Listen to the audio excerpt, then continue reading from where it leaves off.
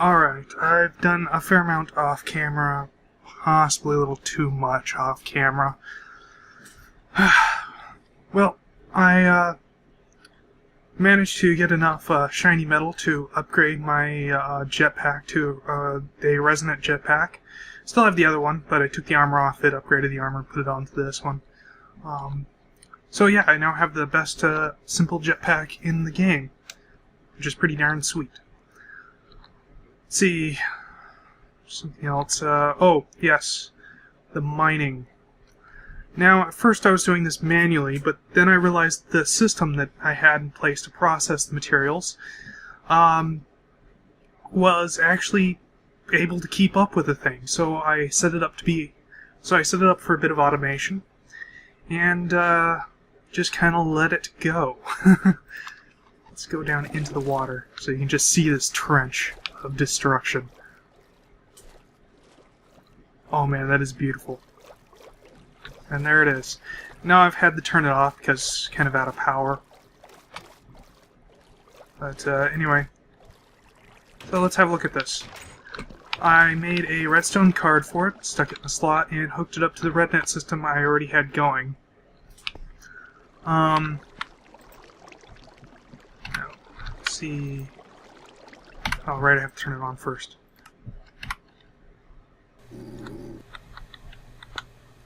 Let's see. I don't know why it doesn't show the prompt anymore, but whatever.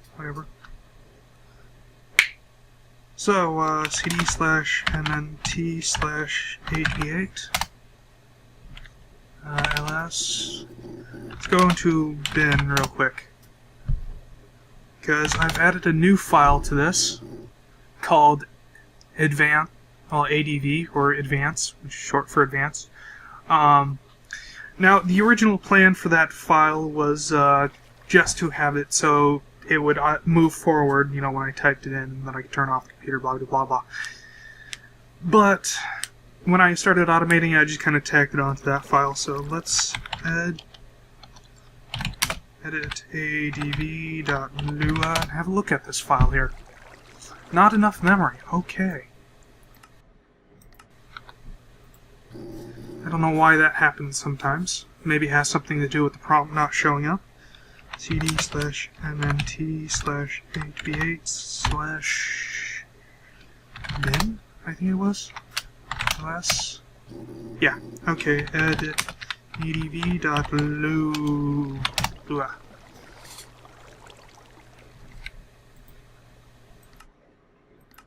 Okay, we both know that's complete and utter bull. So, cd/mnt/8b8/bin. I wish control paste worked with this. Edit adv.lua. There we go.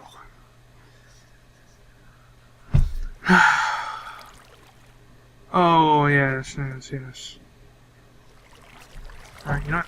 I'm gonna fix that real quick. Turn this off. Pop over here.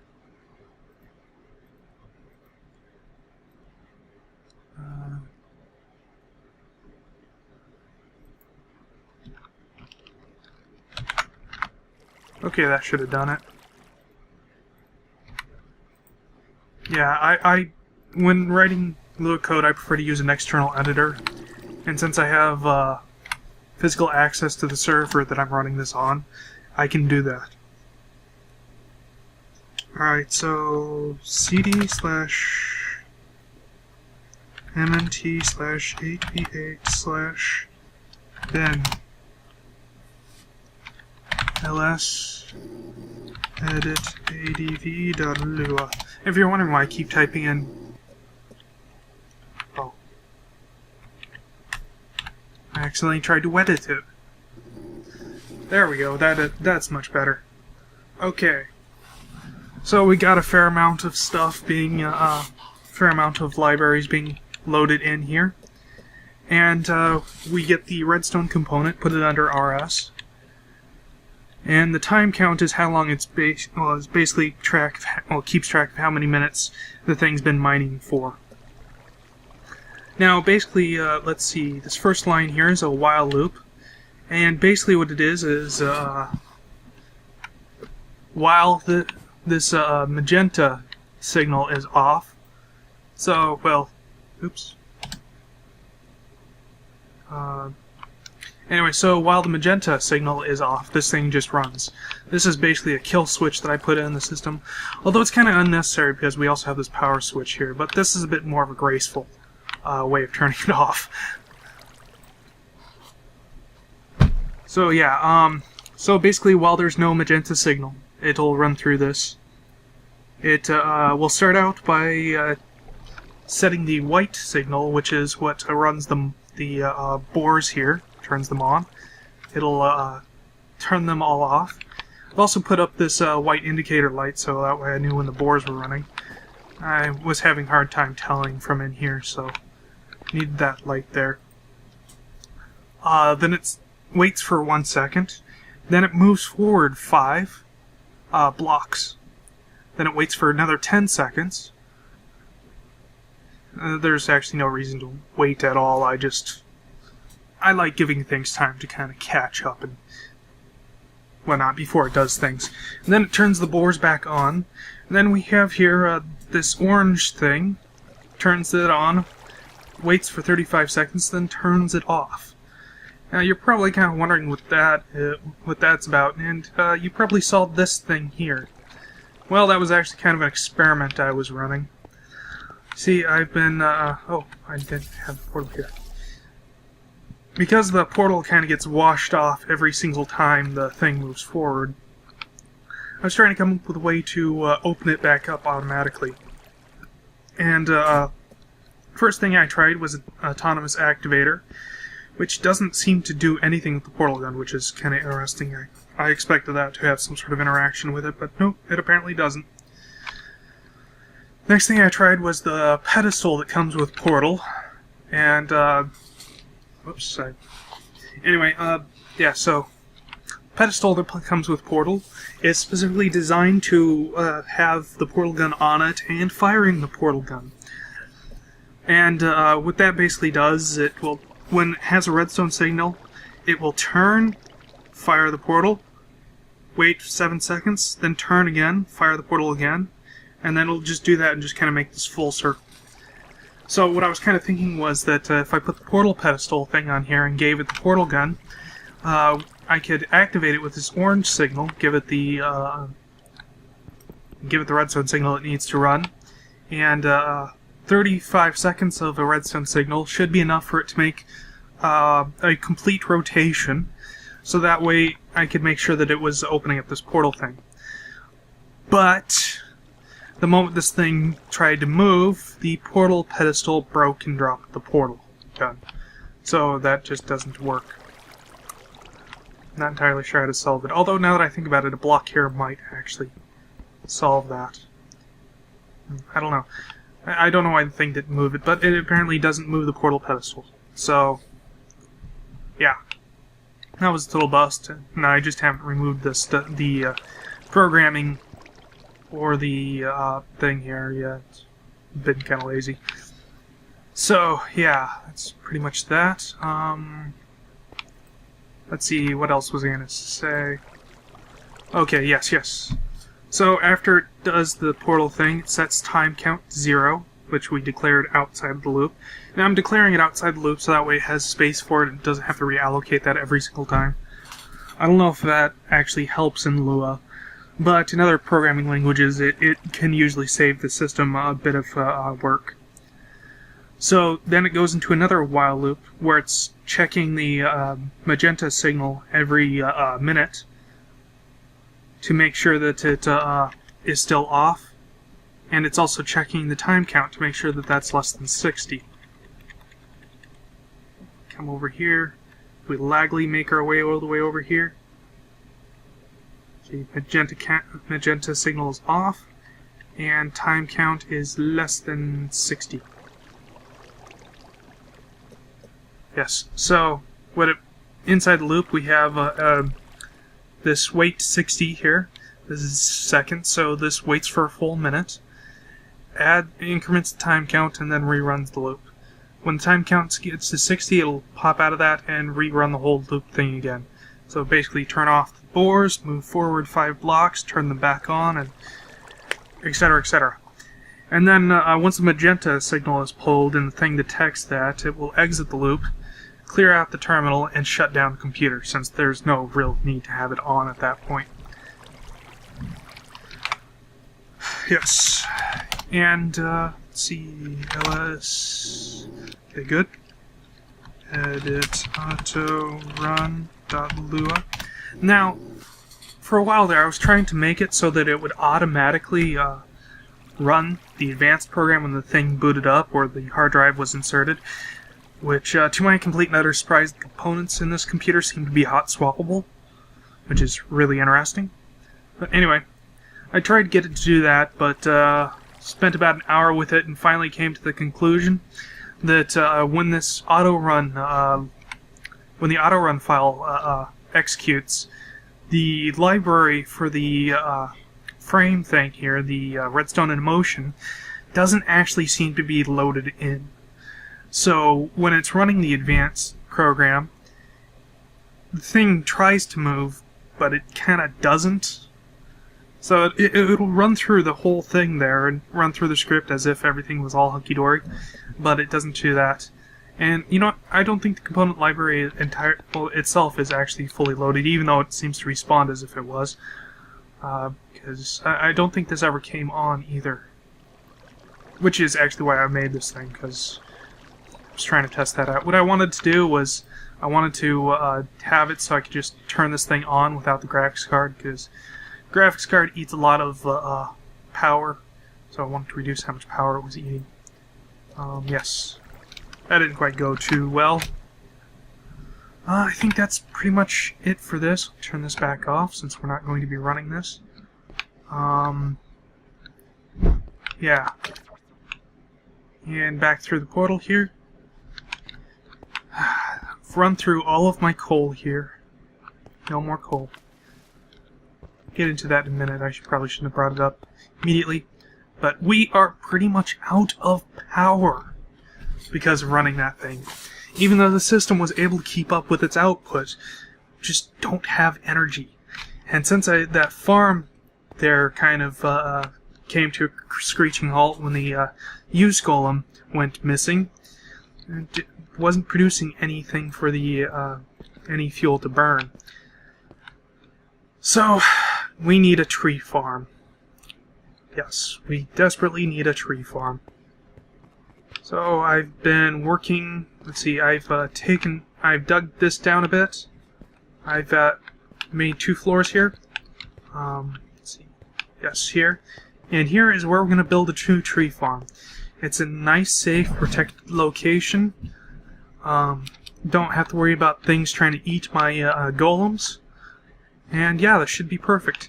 Now, of course, this is right over the ravine. Now, I would love to... Ooh, wait, hold it.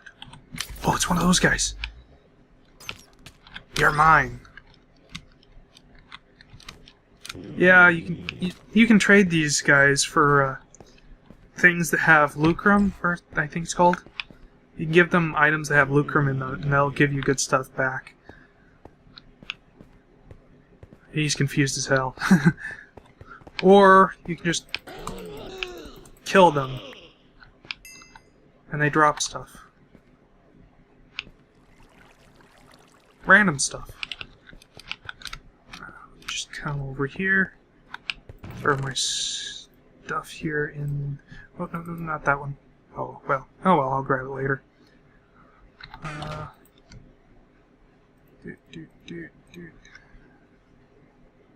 Okay, I should be able to grab the rest of the things now. See, these boots look like they have an enchantment, Unbreaking 3. Dawn's Rusty Greaves of Softness. Dawn's? So, I think they got that off from Boss. Oh! Oh! Boss guy's gone. Where'd he go? Oh, I'm sad now. I was gonna make him the Receptionist at the front desk. Aww. That sucks. Now I'll just have to settle for a normal villager. Or something.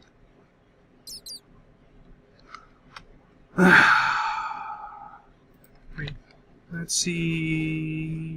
No, I didn't get any message about him dying. At least not recently, so it might not have happened recently.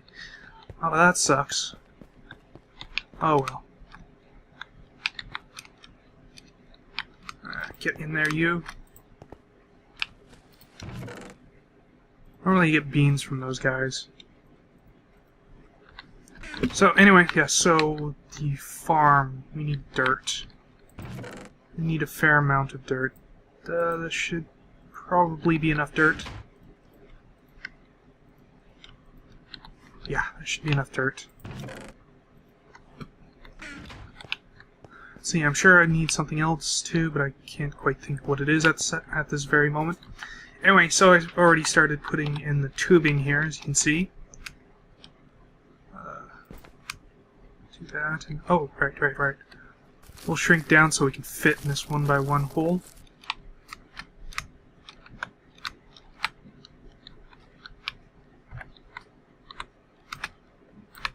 Oh, come on.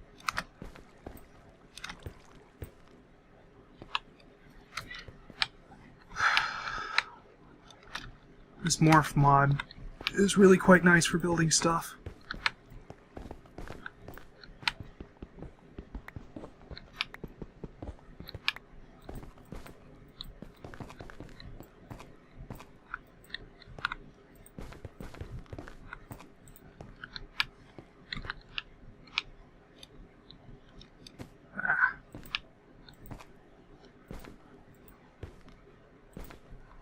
Okay, good. I had enough of those. Awesome.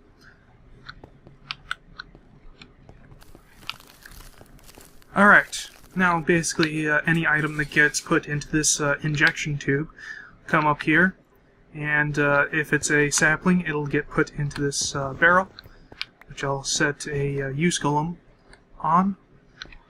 If it's not, it'll go through, it'll be given a green color, go through this green colored pipe, and head on back to be sorted. Yes, now started doing this next to the coloring tubes, putting the making the tube in front of it the color that the thing changes it into, because items that are going this way will be colored green, so they'll be able to pass through that with no problem. But any item that makes its way back here somehow won't bounce through this thing and get the green color. Although I suppose the green color isn't too bad, since that takes it right back to be resorted. But, yeah. Did that over here. A couple of times, items that had colors that were not green managed to come over here and get a green color from this thing, which is why I've started doing that. Yes. Anyway, golems. Golems. Shrink back down. See, I've created a brand new use golem. This one isn't fleshy, he is Thalmic. Nope, not hover mode.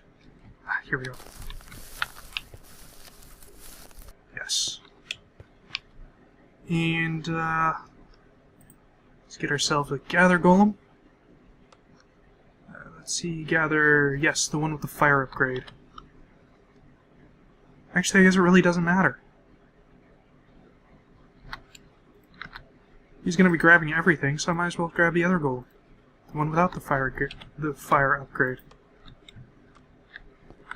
There you go. Now, he should be able to put stuff directly into this injection tube. Yes, okay.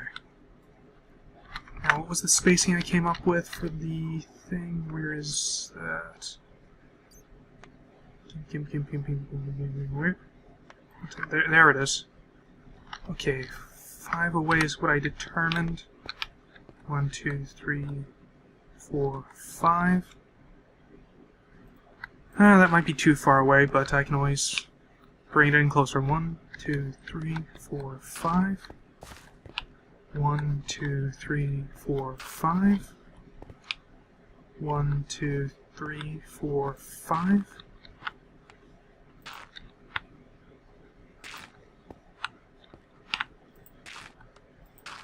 Wait, that doesn't look right. That's because it isn't right. Okay.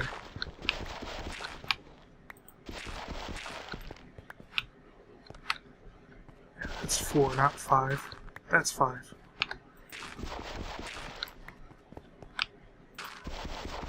My bad.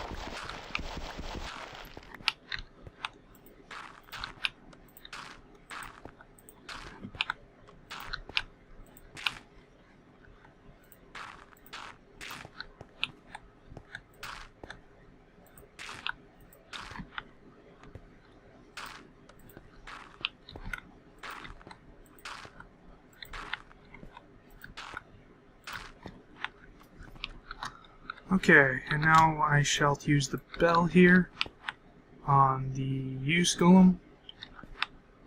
Bell on the use golem. Do, do.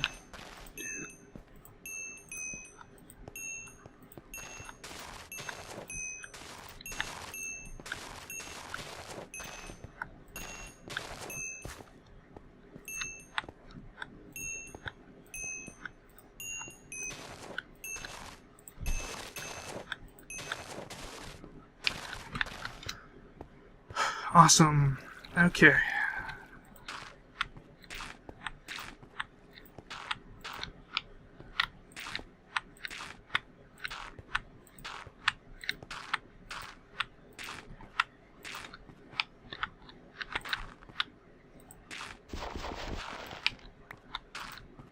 Now, with any luck, the chop golem will have all this within the range.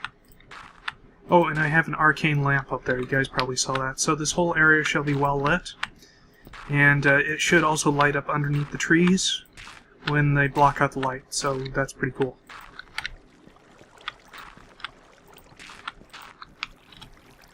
Okie dokie.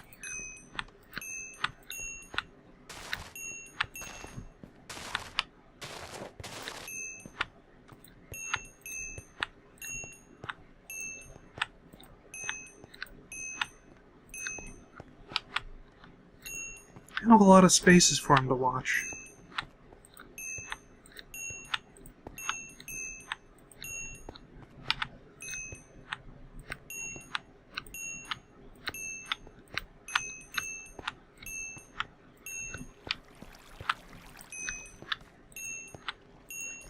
There we go.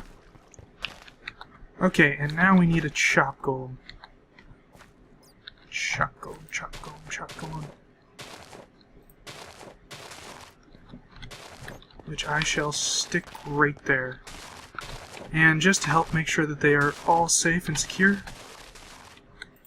Guardian Golem.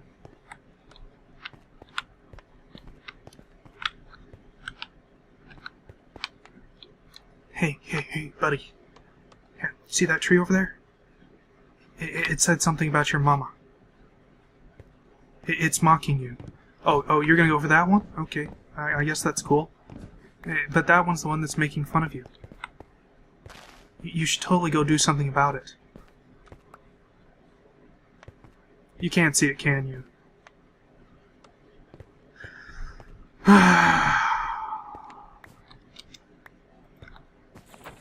I'm gonna be giving you glasses, aren't I? Alright. Wait, oh. Thought I saw him move over to it. Glasses. How do I make glasses? Oh, that's simple enough. Just need some glass and an iron ingot. Fine, we'll go this way.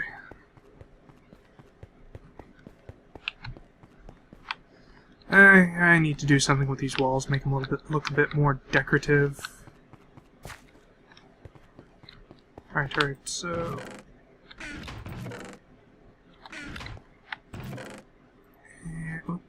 Not all of it, just one.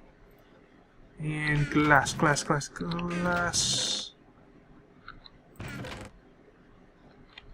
Here, glass. Where? There we go. 1, 2.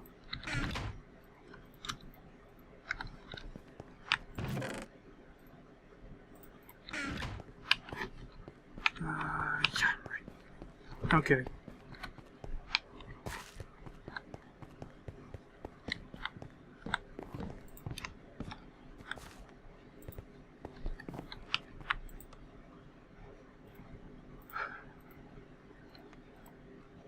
Yeah, I should probably read up just to double check to make sure this actually does what I want it to. Golems are notoriously short-sighted, and these glasses alleviate that weakness to some degree. Okay. So...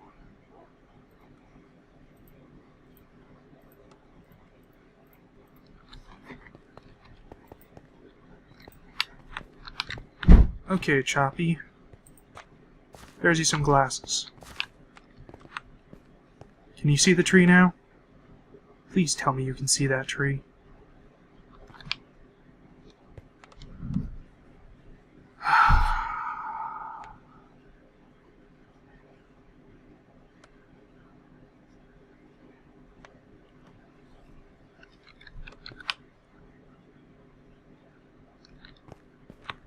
Oh, well, he can see that tree.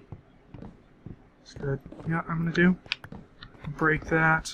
Break that. And put this thing here. I'm going to hit you with this. And I'm going to shrink down. So I can place this on the bottom like so. Perfect. And now I'm going to hit you with the wrenches, or hit you with the bell as well.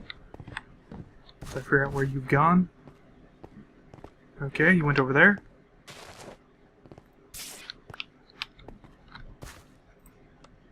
That isn't it. This. Place you down right there, so you're right in the exact center.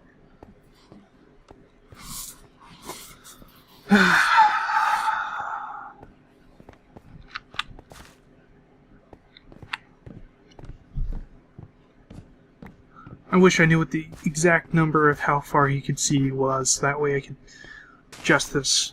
Well, it looks like I could probably stick in another one of those water slot things.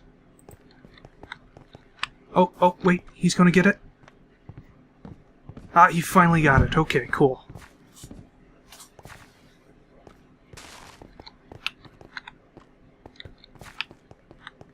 Awesome. Alright, and let's see, is everything going to... Everything going on over here the way it should be? Come on. There we go. Getting charcoal all cooked up and everything. Oh, that's the grind. There we go, that's the cook. Yeah, it's cooking up the charcoal and sticking it right in the steam dynamo. Awesome. So this will help build up the power once again. And,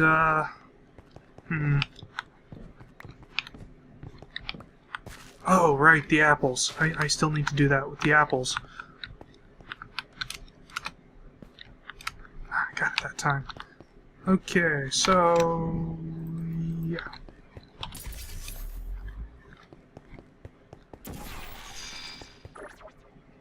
See, does this take me where I think it does? No, it does not. Okay.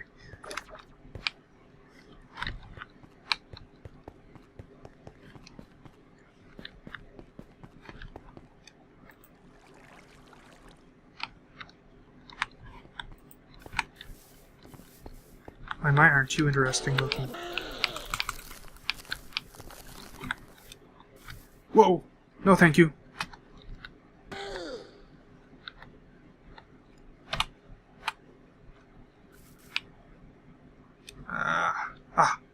There we go.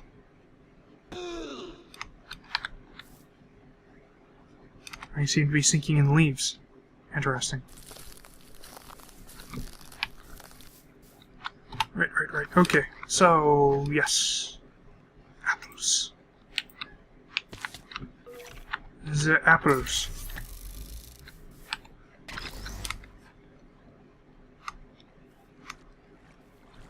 Ah.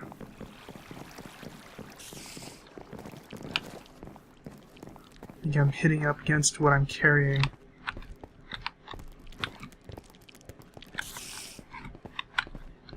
No. This is the floor we want.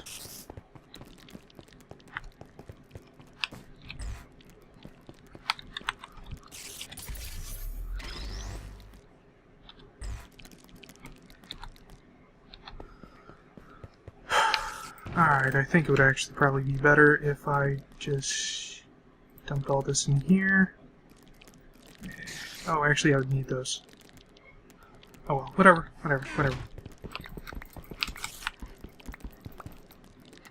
Okay, and now let's chop this.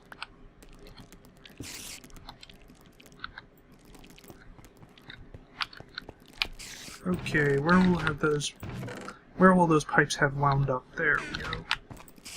There we go. And now I'll just pick through, grab all the apples.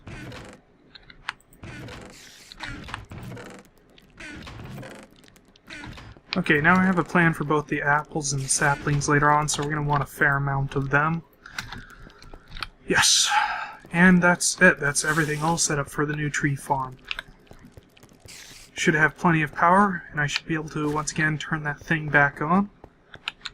And everything should be hunky-dory. Well, actually I'm going to let the charcoal build up for a little bit here, and then we'll get to that. Yes.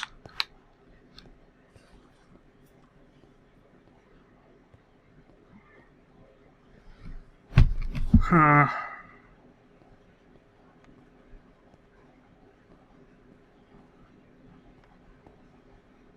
You know, watching this gather golem just kind of bounce off this block worries me. Maybe I have them too high. Alright, so I'm going to work on this a bit more off camera, and I'll be back once I have something more to show. Alright, so I've redone the tree farm here a bit, lowered them all one so it's all nice and flush with the ground, so that way the golems won't have such a problem with them. I've also added another gatherer golem so that they can collect stuff up twice as fast, in theory at least. So everything here should be fine. Now before I forget, I've done some other changes that I want to talk about. For starters, my Silk Touch pick. Excuse me. My Silk Touch pick, I've given it a flux capacitor, so I can now charge it up with RF here. Boop.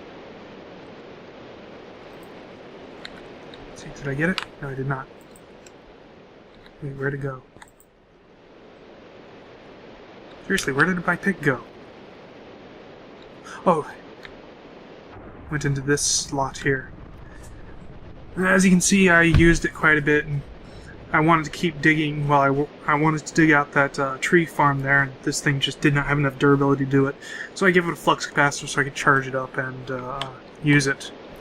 Now I've moved the charger thing over here, as you can see, and we got the nice energy conduits hooked up to it. Basically what I want to do is I want to take a stone cover, plop it down here. Some item ducts here, more item ducts here, here, and here. Now, this Thaumcraft Fortune 3 pick that I stuck in here, I don't remember if I showed that on camera or not. It's actually quite nice, it does the job quite well. As you can see, it's been used a little bit here. But I'm worried about it breaking, and even though it has repair 2, it won't actually repair itself while it's in the autonomous activator. Which means in order to repair this, I would need to remove it from this machine, stick it in an inventory that it can repair in, and then put it back. But the problem is the only inventory that I know of that can repair these things are the arcane bores, and I don't really want to make an arcane bore for this. Besides, Fortune 3, is that really the best we can do? Well, right now we can, but we also have Tinkerer's Construct picks, which I made this pick. It's also made out of manulin. It's got a manulin pickaxe head, a manulin tool rod, and a paper binding. Of course, I use paper bindings for pretty much everything. And I've given it auto repair. I've also given it Fortune 3 through luck. We see here I put 450 redstone on it, and I also gave it a flux capacitor, so that way I can charge this thing up, which is why I moved this thing here. Let me see here now then. If I do this and this and put a pneumatic servo in here, you open this up, tell it to not pull this one out, use metadata, and use NBT. So basically, if it's fully charged, don't pull it out. Otherwise, pull it out. And this thing, I believe, auto-ejects to the top, so it should automatically eject into this pipe system and whatnot. There we go. Oh, yes, and also ignore redstone signal. Awesome. So now, let's see, can we get a block to run through there?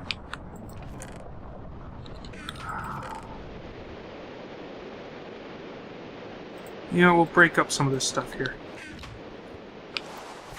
So now, basically, what should happen is put a block in here. Thing should break it with that.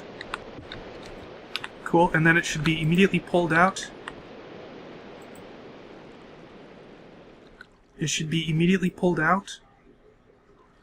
It should be immediately pulled out. Okay, why isn't this being pulled out?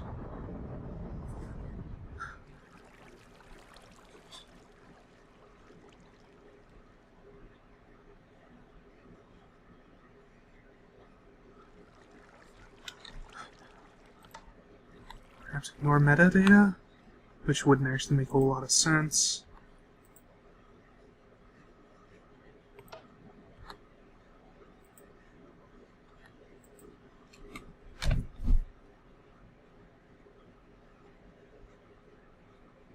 Whitelist? I don't think that would work.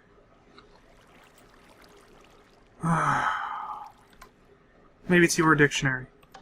Get rid of the your dictionary. Because sometimes that causes weird issues. More metadata. Just pull the damn thing out, will you? Oh, I think I might know what it is. Boop. Oh wait. You're boop. You're booped. There we go. And it's already sent it back. And it's pulling it out again.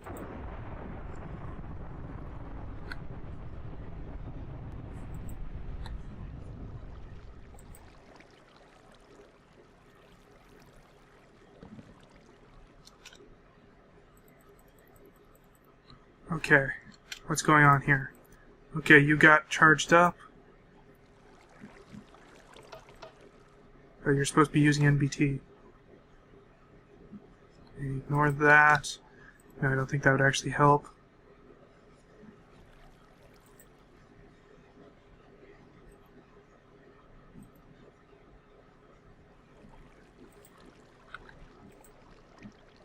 Okay, well, it actually does actually seem to be helping. So, you know, I'm just going to break something with it real quick. I'll break this dirt.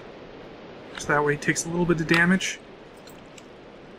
Perfect. We're going to toss that in there. It's pulled out. It's recharged. And it's sent right back.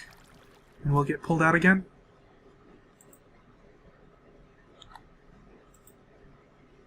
No, it does not. Awesome. Awesome. Okay, cool. So, this thing will get used once, and then it'll be pulled out, recharged, then put right back to be used again. Awesome. Although it just occurred to me, I could probably push this thing up against here, have it instead pull it out here, and then just push it in directly. That would use 2 less pipes. Oh, okay. So, let's... Yes. Okay, so we're going to do that. I need power on this. I do, so just so I don't waste this thing's power. Charge it up while it does that. I'm going to hit this. Cool, I got everything back there. Usually that void hopper just eats everything. Okay, and you now have 0 power. Okay, cool. Oh, right. Okay, Void Hopper got that one. And we're going to do this. Output there. This, that's C. Output there. Input here. Item duct. Item duct. Yes, gonna hit this with a wrench. Give this a pneumatic servo. Toss this in. No, not that one. This one here. Right, it has to be an empty hand. Toss that in there. Tell it to ignore metadata. Use NBT. Ignore the OR database. No. Ah, here it is. Ignore redstone signal. Awesome, now... I'll put a power conduit back in there in a minute. But basically that's pretty much the gist of it. I'm gonna need to come up with a better way to store EXP. But this doesn't seem to produce a lot, so this will probably be fine for now. I think I've probably hit my time limit here for this episode. Which is absolutely amazing because I don't feel like I've covered a whole lot. So, once again, I am KHM, and we'll see you guys in the next episode.